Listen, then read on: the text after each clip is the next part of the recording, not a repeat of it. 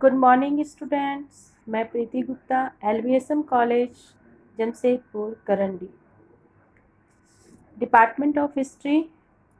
आज मैं आप लोग के सामने आज नेक्स्ट चैप्टर 5 आईने अकबरी कृषि संबंध से संबंधित कुछ विषयवार की चर्चा करेंगे। तो आज सबसे पहले हम लोग आईने अकबरी कृषि इतिहास के स्रोत के रूप में जानेंगे, इनका परिचय देखेंगे। आईने अकबरी अकबर कालीन 16वीं एवं 17वीं सदी के कृषि संबंधी इतिहास की जानकारी का एक तथ्यपरक, विश्वसनीय और महत्वपूर्ण स्रोत है। अबुल फजल मुगल दरबार का शाही इतिहासकार था। मुगल सम्राट अकबर ने उसे अपने काल का इतिहास लिखने को कहा था। उसने अपने सर्वोत्कृष्ट कृति अकबरनामा का सृजन किया। अकबरनामा में अबुल फजल ने आदम से अकबर के शासन के 46वें वर्ष अर्थात 1602 ईस्वी तक का इतिहास लिखा है। अबुल फजल आदम का जन्म 7000 वर्ष पूर्व बताते हैं। अकबर को वे आदम के 52 पीढ़ियों के बाद का वंशज बताते हैं। अकबर की वंशावली का आरंभ आदम से करके उसे एक धर्मनिरपेक्ष वंश अर्थात मुगल वंश के अकबर तक लाते हैं। भारत में मुगल साम्राज्य के संस्थापक बाबर ने अपने आत्मकथा यानी बाबरनामा में भारत की कृषि व्यवस्था, जलवायु, आर्थिक स्थिति एवं सामाजिक स्थिति पर प्रकाश डाला है। और अबुल फजल ने भी अपनी कृति यानी अकबरनामा एवं आईने अकबरी में भारतीय कृषि संबंधों पर विस्तार से प्रकाश डाला है। अबुल फजल ने अपनी कृति अकबरनामा एवं आईने अकबरी, जो कि फारसी भाषा में लिखी है, अकबरनामा का अंग्रेजी अनुवाद भी किया गया है, जिसे हेनरी बेवरिज द्वारा किया गया था। यह ग्रंथ 5 भागों में विभाजित है तथा 7 वर्षों में पूरा हुआ है।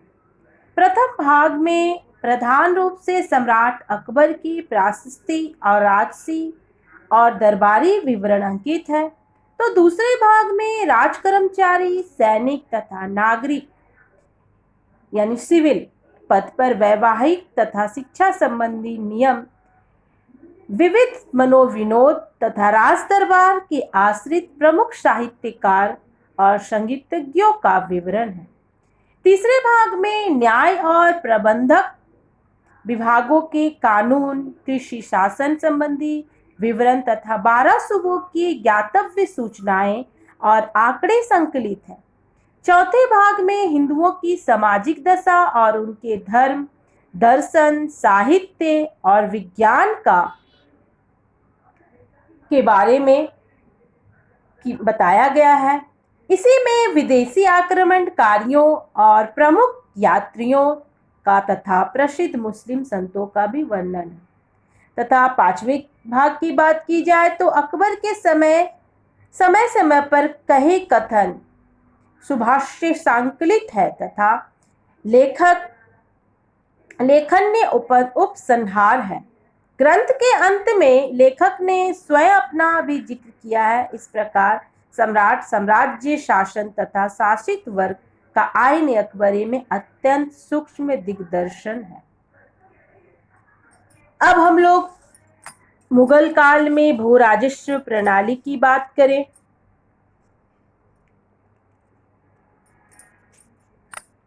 मुगल साम्राज्य के राजस्व को 2 भागों में बांटा जा सकता है। पहला केंद्रीय अथवा शाही तथा स्थानीय और प्रांतीय। स्थानीय राजस्व स्पष्टता बिना केंद्र शासन सरकार के वित्त संबंधी अधिकारियों से पूछे ही वसूल तथा खर्च किया जाता है।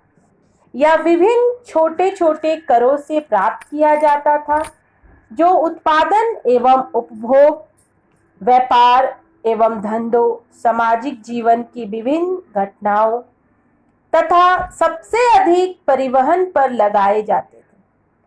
केंद्रीय राजस्व के प्रधान साधन थे भूमि राजस्व, चुंगी, टकसाल, उत्तराधिकार, लूट एवं हर्जाना, उपहार, एकाधिकार और प्रत्येक मनुष्य पर लगाने वाला कर, जिसे कि पॉल टैक्स कहते हैं।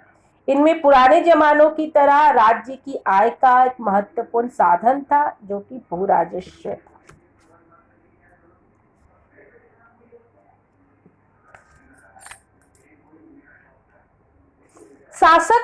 शासक बनने के उपरांत अकबर ने देखा कि सम्राट के हाथ में भूमि का एक थोड़ा सा ही अंश है, जिसे कि खालसा कहते हैं।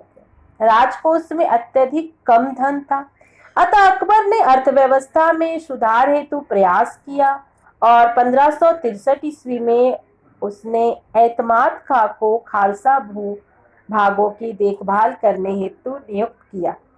इसमें आगरा, दिल्ली और लाहौर का एक हिस्सा सम्मिलित था।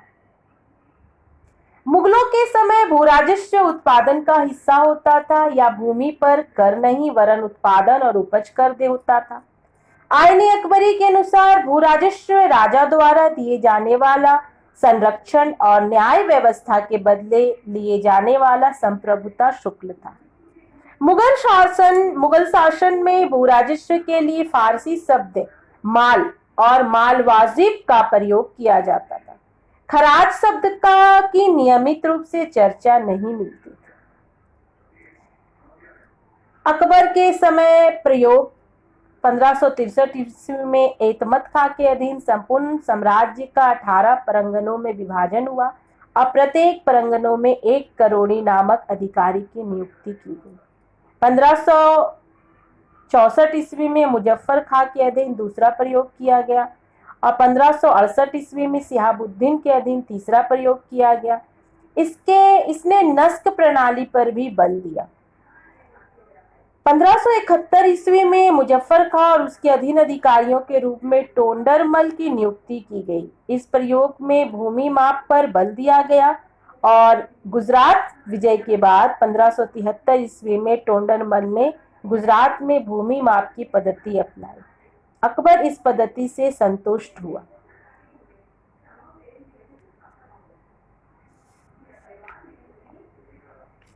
इस तरह 1582 ईस्वी में टोंडरमल के दीवान आला के रूप में हाई और कई प्रयोगों के नियुक्ति दीवान आला के रूप में हुई और बाद में टोंडरमल के द्वारा जब्ती या आईने दहसाला पद्धति को भी अपनाया गया। जब्ती पद्धति में 5 चरण होते थे, जो कि आप लोगों को ये वीडियो में बताया गया है और इसका डिटेल्स दिया गया है। भूमि माप की इकाई के रूप में पहले शेरशाह के द्वारा अपनाए गए गजे सिकंदरी के बदले यानी इलाही गज का प्रयोग किया गया। जब्ती व्यवस्था के लाभ की बात की जाए तो भूमि के माप को कभी भी जांचा जा सकता था। निर्धारित दस्तूरों के कारण पदाधिकारियों की मनमानी नहीं चल सकती थी और स्थायी दस्तूरों के निर्धारण के बाद भूराजस्व को अनिश्चितता और उतार चढ़ाव में कमी आ गई। भूमि का वर्गीकरण। शेरशाह ने उत्पादन के आधार पर भूमि का श्रेणीकरण किया, किंतु अकबर ने उत्पादकता के बदले बारंबारता पर अधिक बल दिया। किंतु बारंबारता पर बल देते हुए भी उसने उत्पादकता के आधार को भी बनाए रखा। बारंबारता के आधार पर भूमि 4 प्रकार की होती थी। पहला है पोलज, दूसरा है परती और तीसरा चाचर, चौथा बंजर। पोलज भूमि या प्रथम श्रेणी की भूमि थी जिस प्रकार प्रत्येक समय खेती होती थी वर्ष में 2 फसलें प्राप्त की जाती थी और इस भूमि से प्रति वर्ष सरकार को भूमि कर प्राप्त होता था। प्रतिभूमि वह भूमि थी जिस पर लगातार 2 से 3 वर्ष खेती करने के पश्चात पुनः उर्वरा शक्ति प्राप्त करने हेतु 1 वर्ष के लिए प्रति यानी कि बिना खेती की छोड़ दी जाती। तीसरा है क्षक्षर भूमि। यह वह भूमि होती थी जो कृषि योग्य होने या उर्वरा शक्ति प्राप्त करने हेतु 3 या 4 वर्ष प्रति छोड़ दी जाती थी। बंजर भूमि या सबसे निम्न कोटि की भूमि थी जो 5 वर्ष के लिए खाली छोड़ दी जाती थी। तो उत्पादकता के आधार पर भूमि को 3 भागों में विभाजित किया। पहला उत्तम, दूसरा मध्यम, तीसरा निम्न। अगर हम बंजर भूमि को बाहर कर देते हैं तो दोनों के जोड़ने पर भूमि के कुल 9 प्रकार हो जाते हैं। नेक्स्ट हमारा पॉइंट है भू राजस्व का निर्धारण। भू राजस्व के निर्धारण के लिए एक दर तालिका बनाई गई। उस दर तालिका को रय के नाम से जाना जाता है। भू राजस्व के निर्धारण में निचले स्तर पर बीघा को और ऊंचे स्तर पर परंगना को इकाई माना जाता था। भू राजस्व के निर्धारण के लिए संबंधित क्षेत्र का के 10 वर्ष के उत्पादन का औसत निकाला जाता था और यह औसत 1571 से 81 के बीच के वर्षों को बनाया गया था। जब्ती व्यवस्था में भू राजस्व का निर्धारण करते समय नाबाद क्षेत्र जिसमें फसल ना हुई हो को छोड़ दिया जाता है। नेक्स्ट पॉइंट है अनाजों का नगद में परिवर्तन। अनाजों का नगद में परिवर्तन। अनाजों के नगद में परिवर्तन के लिए स्थानीय बाजार के मूल्यों को ध्यान में रखते हुए साम्राज्य की दस्तूर में बांट दिया जाता था और प्रत्येक दस्तूरों में अनाजों के मूल्यों का 10 वर्षों का औसत निकाला जाता था। नील, पान, हल्दी, पोस्त नकदी फसलों में अपवाद था। उनकी दरें कुछ अच्छे वर्षों के फसल को ध्यान में रखकर तय की जाती थी। अब हम लोग जमींदार के बारे में जानेंगे। अबुल फजल के ग्रंथ आईने अकबरी में मुगल काल में प्रचलित जमींदारी प्रथा की जानकारी मिलती है। जमींदारी प्रायः ऊंची जाति की होती है। अबुल फजल बताते हैं कि ऊंची जाति के ब्राह्मण राजपूत गठबंधन के ने ग्रामीण समाज में अपनी एकड़ बना रखी थी और जमींदारों के बारे में कुछ तथ्य प्रमुख थे। जमींदार प्रायः समृद्ध होते थे। उनकी विस्तृत व्यक्तिगत जमीन यानी कि मिल्कियत कहलाती थी। इस जमीन पर जमींदार दिहाड़ी के मजदूर से काम करते थे। जमींदार राज्य की ओर से अपने क्षेत्र के किसानों से कर वसूल करता था। जमींदार का तात्पर्य भूमि उत्पादन पर जमींदारों का एक दावा था जो राज्य की भू राजस्व की मांग के साथ साथ चलता था। जमींदार प्रायः आनुवंशिक होते थे। जमींदारों को ऐतिहासिक विरासत के रूप में अधिकार प्राप्त होता था। जमींदारों को राजस्व वसूल करने के बदले कुल राजस्व का एक हिस्सा मिलता था। सरकारी आंकड़ों में यह हिस्सा 10% बताया गया है। मराठों ने चौथ और सरदेशमुखी जैसे कर वसूल किए जाते थे। अधिकांश जमींदारों के पास अपनी सैनिक टुकड़ियां, घुड़सवार, तोपखाने, पैदल सिपाही होते थे। आईने अकबरी से पता चलता है कि भारत में जमींदारों की मिलीजुली शक्ति देखी जाती थी। जमींदार अपनी मिल्कियत की जमीन को बेच भी सकते थे। वे प्रायः हाट बाजार का आयोजन भी करते थे जहां कृषक अपनी फसल बेचते थे। इसके अतिरिक्त वे दस्तूरी, सुमारी, खाना सुमारी, विवाह, जन्म आदि पर भी कर लगाते थे। आईने अकबरी के अनुसार मुगल साम्राज्य में जमींदारों की सेना में इसके अतिरिक्त वे दस्तूरी, सुमारी, खान सुमारी, विवाह, जन्म आदि पर कर लगाते थे। और आईने अकबरी के अनुसार कहा जाता है कि जमींदारों की सेना में 44 लाख से अधिक सिपाही थे। बंगाल में उसके पास हजारों नावे भी थे। उनकी स्थिति स्वायत्त शासकों की तरह होती थी। राजा, राव, राणा, रावत आदि कहलाते थे। प्रत्येक गांव में आनुवंशिक पदाधिकारी होते थे। गांव का मुखिया उत्तर भारत में मुकद्दम और पटेल कहलाता था।